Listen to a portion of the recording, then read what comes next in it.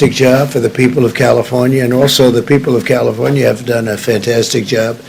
When you look at the bump, you take a look at the bump and how they're doing out there, so I congratulate everybody out there, but I thought I'd have Kevin say a few words. So Kevin, please.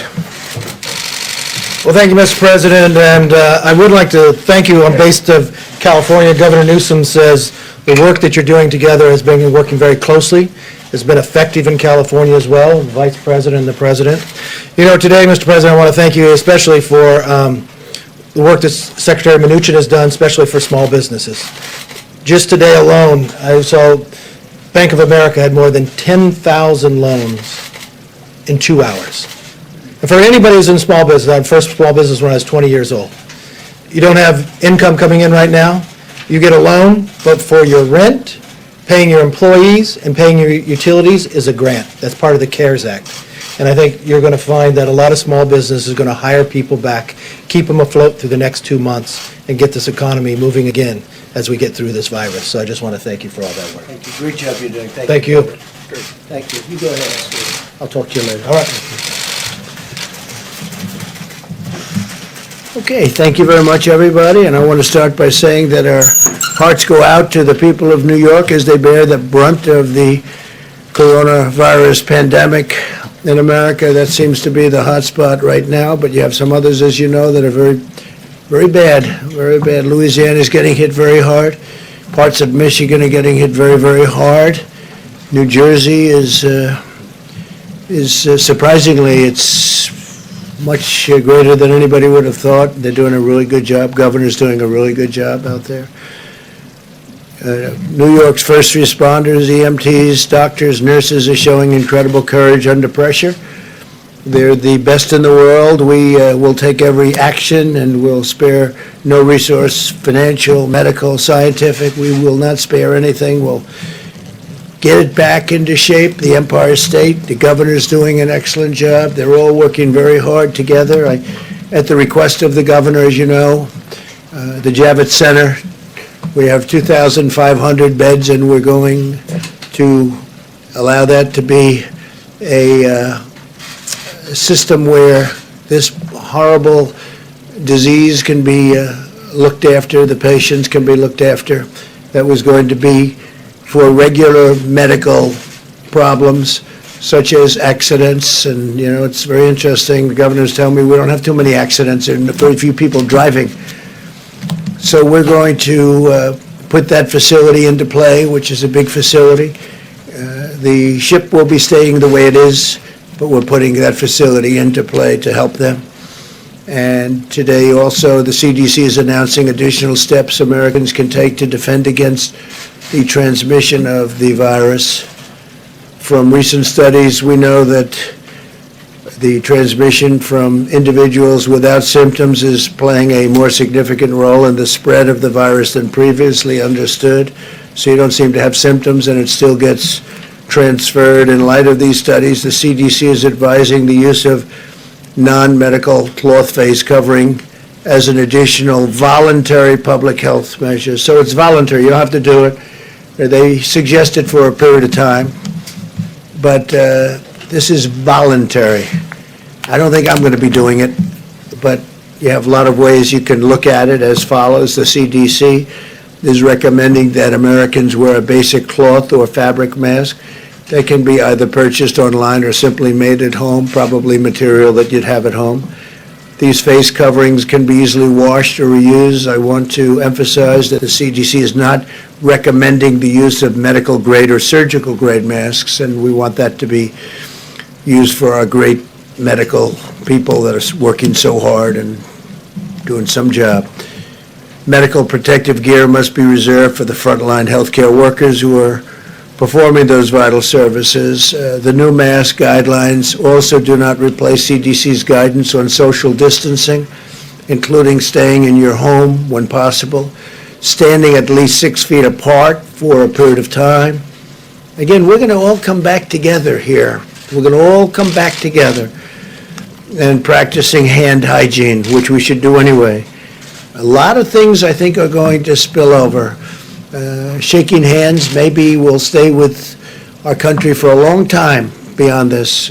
One of our great doctors was telling me that, as you know, we have flus every year, and the number of people killed by the flu is very substantial. It said that if they didn't shake hands, that number would be substantially lower. So maybe it'll stay, maybe some of these things long-term will be good. But those guidelines are still the best and the safest way to avoid the infection. So with the masks, it's going to be really a voluntary thing. You can do it, you don't have to do it. I'm choosing not to do it, but some people may want to do it, and that's okay. It may be good, probably will. They're making a recommendation. It's only a recommendation, it's voluntary. We're also taking action to ensure the cost of no barrier to any American seeking testing or treatment of the coronavirus. The largest insurer nationwide, the Blue Cross Blue Shield system, has now announced that it will not require any co-pays, which is really something. That's a tremendous statement, from patients of the virus treatment for the next 60 days, similar to the commitments of Cigna, Humana, Anthem. Those are great companies, and they're all doing the same thing. So co-pays, for them to do that it's a big statement. We appreciate it. Today I can so proudly announce that hospitals and healthcare providers treating uninsured coronavirus patients will be reimbursed by the federal government using funds from the economic relief package Congress passed last month. So that was as per the question yesterday, and actually the day before yesterday. This should alleviate any concern uninsured Americans may have about seeking the coronavirus treatment. So that's, I think, answers the question pretty well, and very much in the favor of our great people. I'm also signing a directive invoking the Defense Production Act to prohibit export of scarce health and medical supplies by unscrupulous actors and profiteers. The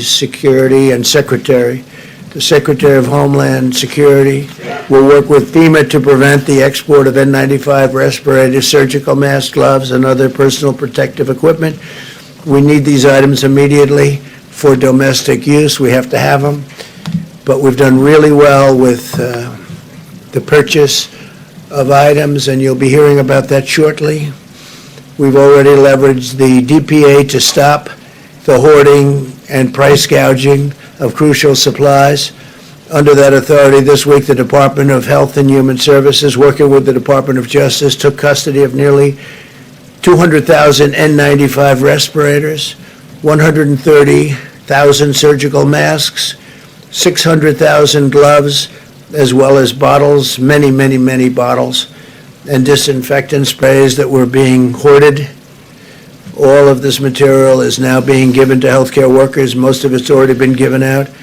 And we've given a lot to New York, a lot to New Jersey, a lot to other places. In addition, to ensure that healthcare workers in New York have the protective equipment they need, the federal government, in the name of the Department of Defense, is providing about 8.1 million N95 respirators, Department of Defense, and we've already given 200,000 of them to New York City. Mayor de Blasio needed them very badly, so we got them to Mayor de Blasio in New York City. They were very grateful. 8.1 million, and we're going to be increasing that number from 8.1 million to more. That's a lot of N95 respirators.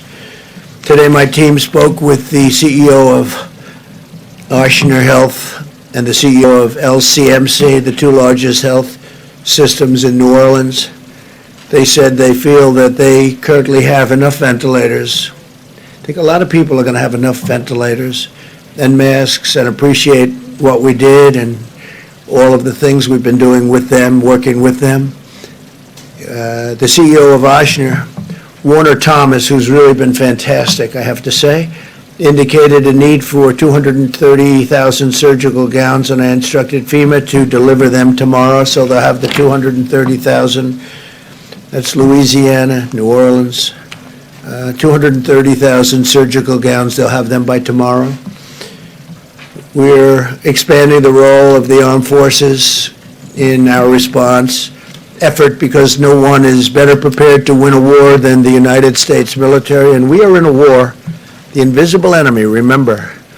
Over 9,000 retired Army medical personnel have answered their nation's call and are now supporting field hospitals and medical facilities all across the country, like what I just told you, that Governor Cuomo requested we do something in Javits where we take it over, and we're going to have that manned by the military, because it's very tough to get people, more people in the New York area, so we're going to have it manned by the military. Javits Center. National Guard members have been activated to help states build new treatment centers and assist in the seamless distribution of medical supplies.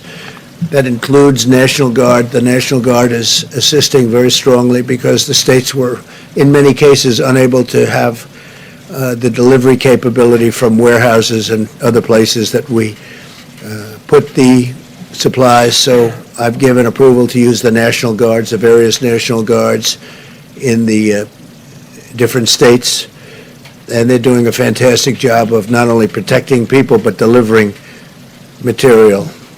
The Army Corps of Engineers has assessed more than 100 facilities in all 50 states and is rapidly building temporary hospitals and alternative care sites in many states, in New York, New Jersey, Michigan, Pennsylvania, Arizona, California, Colorado, Florida, Illinois, New Mexico, Oregon, Washington, Wisconsin, Ohio.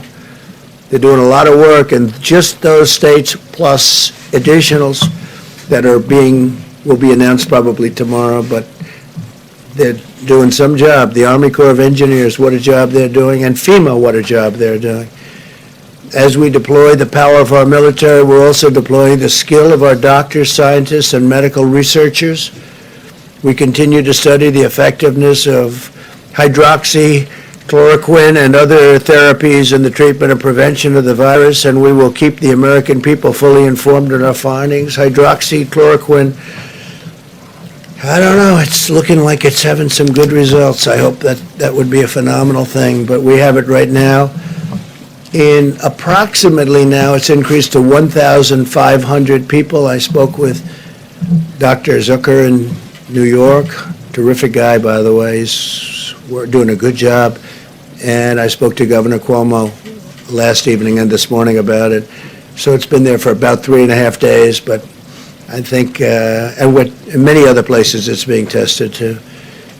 And we have a tremendous supply of it. We've ordered it in the case that it works, and it could have some pretty big impacts. So we'll see what happens.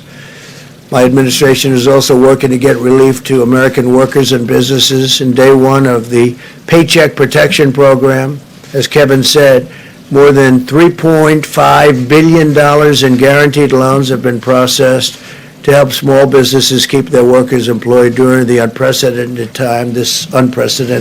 And Bank of America has been incredible. Of the big banks, Bank of America has really stepped forward and done a great job. And then you have the community banks, your smaller banks, and we're already at $3.5 billion going out to incredible people, but that's way ahead of schedule. The SBA and the Treasury are working around the clock, and our banking partners are really incredible, and they're ensuring that the money gets to small businesses as quickly as possible, and then the small business, in turn, take care of employees that they would have had to let go, and now they'll keep them. And that's good. And then they're going to open for business, and they're going to have their employees, and we'll try and get back to where we were. Eventually, we're going to supersede where we were. The energy industry has been especially hard hit in the crisis. This afternoon, I met with Greg Garland of Phillips 66, Dave Hager of Devon Energy, Harold Ham of Continental Resources, Jeff Hildebrand of Hillcorp Energy, Vicki Hollab of Occidental Petroleum, Mike Summers of the American Petroleum Institute, Kelsey Warren of Energy Transfer Partners, Mike Worth of Chevron, and Darren Woods of ExxonMobil. I informed them that we will be making space available in the Strategic Petroleum Reserve to let American producers store surplus oil that can be sold at a later time. There's a tremendous abundance of oil, primarily because of the virus. The virus has just stopped demand of everything, including oil. So we're working with our great energy companies. These are great companies. They employ tens of thousands, hundreds of thousands of people, and they've kept America really going for a long time, and no big price hikes, no big anything. I mean, they've just kept it going, and now they got hit. But with all the jobs and all of the good that they do, we're going to make sure that they stay in good shape. America is engaged in a historic battle to safeguard the lives of our citizens, our future society. Our greatest weapon is the discipline and determination of every citizen to stay at home and stay healthy for a long time. And we want them to stay healthy for a long time. So stay at home. This is ending. This will end. You'll see some bad things, and then you're going to see some really good things. And it's not going to be too long. We will heal our citizens, and we will care for our neighbors, and we will unleash the full might of the United States of America to vanquish the virus. And with that, I'd like to ask Mike Pence to come up, Vice President, say a few words, and we'll have a couple of other quick talks on a couple of subjects, and we'll take questions. And it's a beautiful Friday in Washington, D.C., and our country's a great place, and we're getting better. We're getting better very quickly. This was artificially induced. We just said, they said, close it down. You have to close it down. We closed it down, and we're healing, and we're going to get it better fast. So, Mike, if you could come up, say a few words, please. Thank you, Mr. President. The President just outlined a number of the decisions that he made today on the unanimous recommendation of the White House Coronavirus Task Force. In addition, some good news. Dr. Deborah Birx will reflect on a moment some of the areas across America where we see evidence that the mitigation efforts, the American people putting into practice the President's coronavirus guidelines are having a positive effect. In fact, today, California and Washington State, where the coronavirus first emerged in our country, the cases remain at a steady but low rate. And we know, as Governor Newsom said yesterday, that they're not out of the woods yet. We continue to flow resources.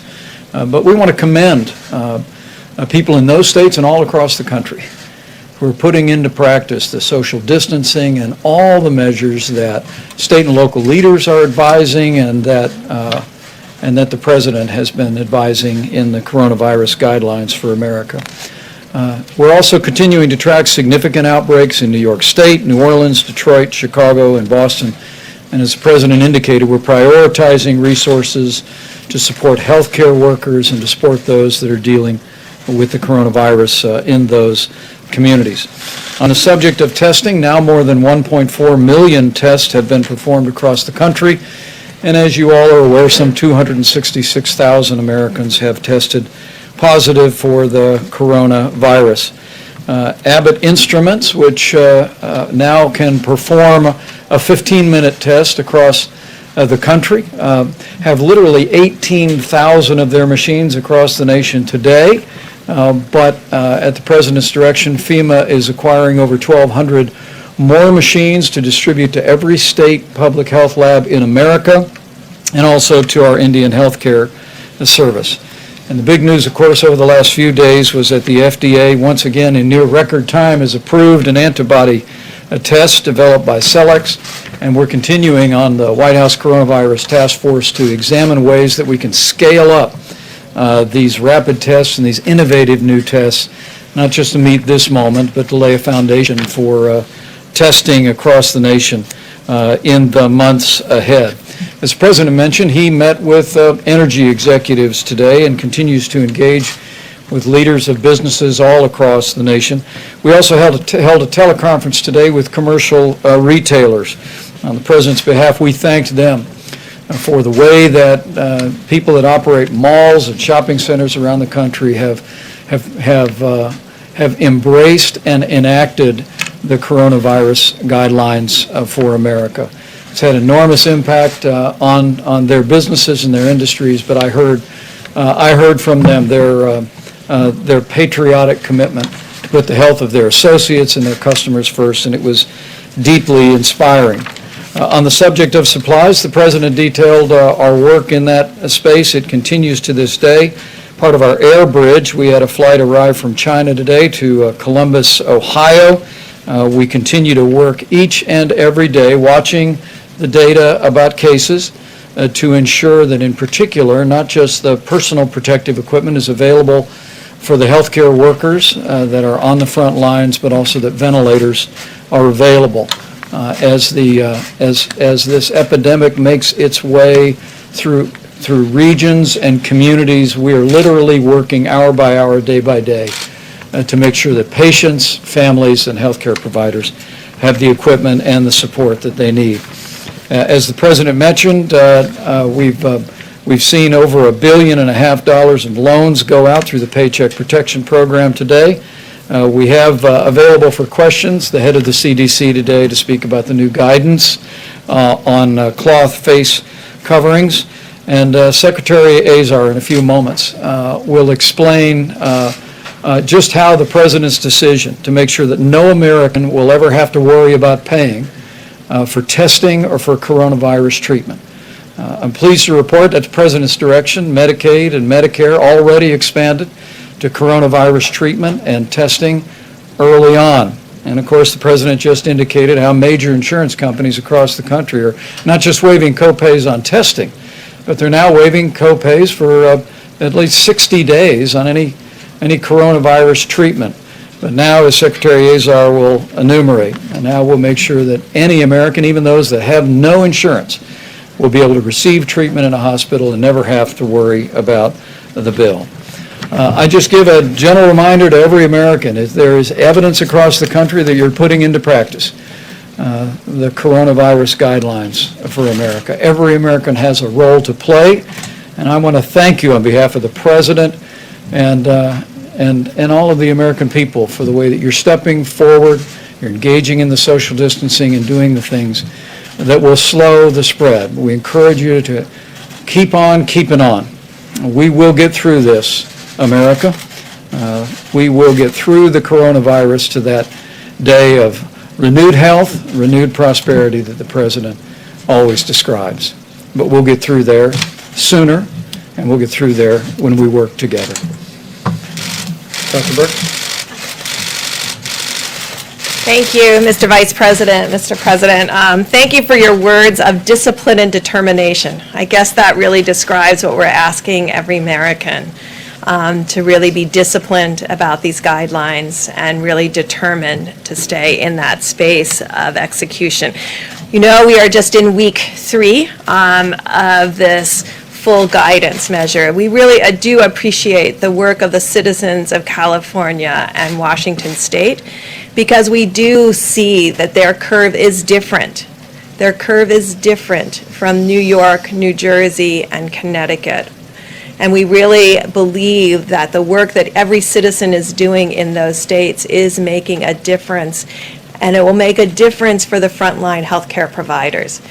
We also are deeply grateful that despite the way their curve looks today, they continue to get ready for a different potential so that they can ensure that patients, if they do get sick, have options and availability. To all the frontline healthcare workers in what we have referred to as hot zones, areas where the number of cases are quite significant, the New Orleans, the New York City metro area, including New Jersey and Connecticut, the incredible work that the frontline healthcare workers are providing. We're really working now at a much more granular level, talking directly to hospitals to ensure that they have the supplies that they need in coordination with state and local governments. And to work, I think we discussed it yesterday, but I think it was quite clear also and reiterated by Governor Cuomo today, that we have to support one another as each of these different metro areas and other areas move through their peak of new infections. When we talked about it at the beginning of this week, we talked about this week and next week being incredibly difficult. And we want to recognize the number of Americans who have lost their lives to this virus and recognize the sacrifice that healthcare providers are making both in their care But I think I'm very uplifted by hearing their messages to families and their compassion for others to provide that kind of support to the individuals in the hospital. We continue to watch, in addition, the Chicago area, the Detroit area, and have some developing concerns around Colorado, the District of Columbia, and Pennsylvania. So as you can see, each of these will follow their own curves. We'll be getting more and more of those case over time information in a very granular way to each and every one of you so that we can follow these epidemiologic curves as each of these states, counties, and communities move through this together in solidarity, and really ensuring that we can move supplies creatively around the country to meet the needs of both the frontline healthcare providers, but also every American who needs our support right now. Thank you. Thank you very much. Well, thank you, Mr. President, for your continued leadership as we battle the coronavirus. First, I want to thank all of the members of the HHS team and the frontline healthcare workers across America, including those service workers who serve in our hospitals and our healthcare facilities, those who clean, those who deliver, those who stock the shelves, all those who are going into battle every day against the virus. Your country's asked you to serve as never before, and you have responded heroically. I'm going to provide a brief update on the administration's plans to cover the testing and treatment for the uninsured. Getting the uninsured access to the care they need is a top priority for President Trump. We are already rolling out the $1 billion in funding from the Families First Coronavirus Response Act to cover providers' expenses for testing and diagnosing the uninsured. The CARES Act, signed by the President, includes another $100 billion for healthcare providers. Under the President's direction, we will use a portion of that funding to cover providers' costs of delivering COVID-19 care for the uninsured, sending the money to providers through the same mechanism used for testing. As a condition of receiving funds under this program, providers will be forbidden from balance billing the uninsured for the cost of their care. Providers will be reimbursed at Medicare rates. We will soon have more specifics on how the rest of the $100 billion will go to providers. We're working to ensure that this funding is distributed in a way that is fast, fair, simple, and transparent. I'd also like to remind people that if you've lost employer insurance coverage, you have insurance options that you should look into. You'd be eligible for a special enrollment period on the healthcare exchanges, and depending on your state, you may be eligible for Medicaid.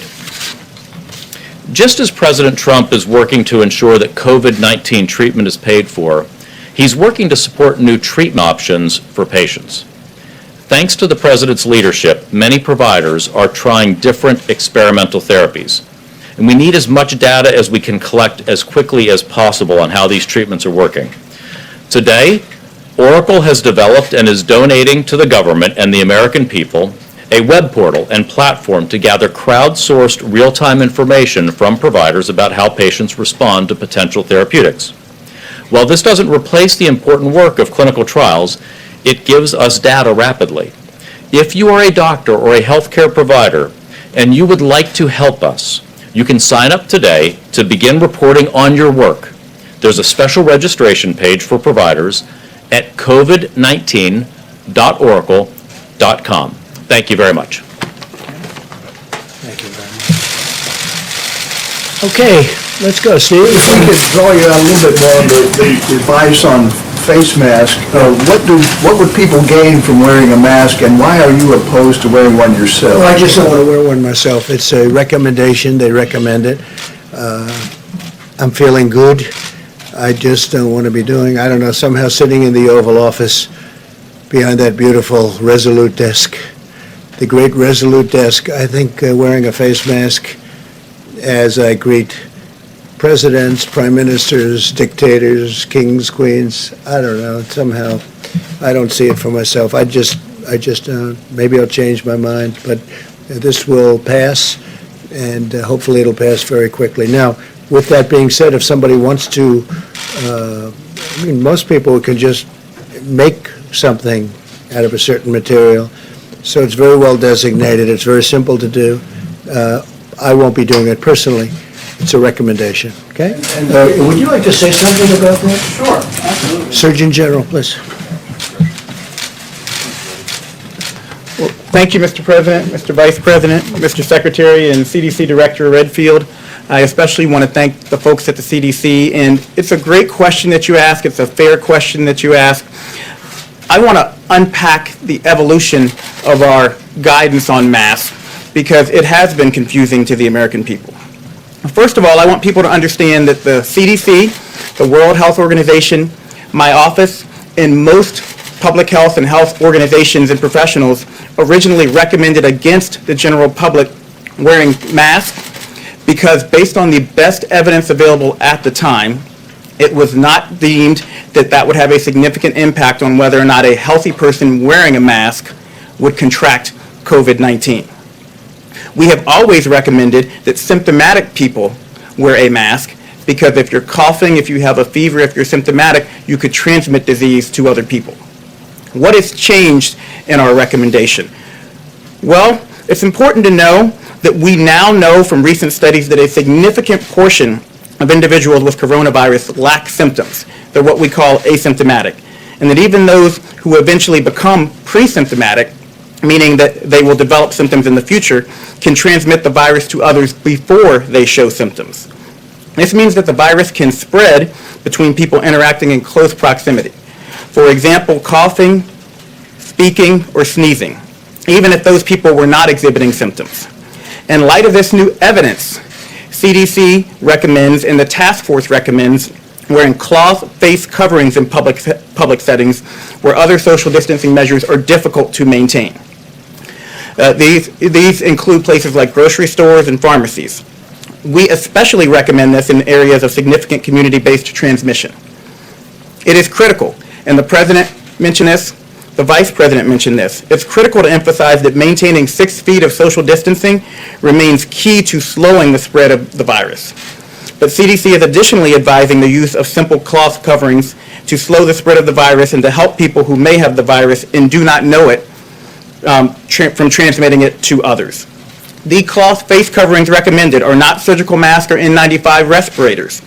Those are critical supplies that must continue to be reserved for healthcare workers and other medical first responders as recommended by the current CDC guidance.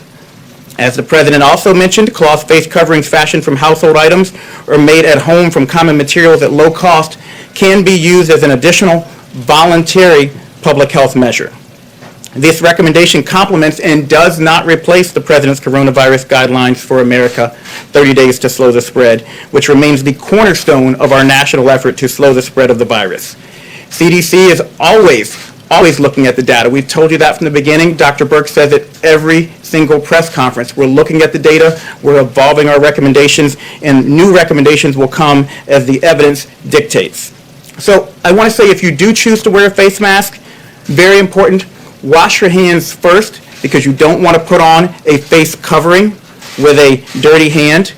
Do not touch your face while you are wearing the face covering because again, you could take materials from the surface, germs from the surface, and bring it to your face. If you choose to wear a face covering, please leave the N95 mask, the medical supplies for the medical professionals, healthcare workers, and frontline workers. Know that this is not a substitute for social distancing. And remember, this is all about me protecting you and you protecting me. This is about us coming together as communities, and if people voluntarily choose to wear a face covering, they're wearing it to protect their neighbors from getting the coronavirus because, again, they could have asymptomatic spread. So, Mr. President, thank you very much for that.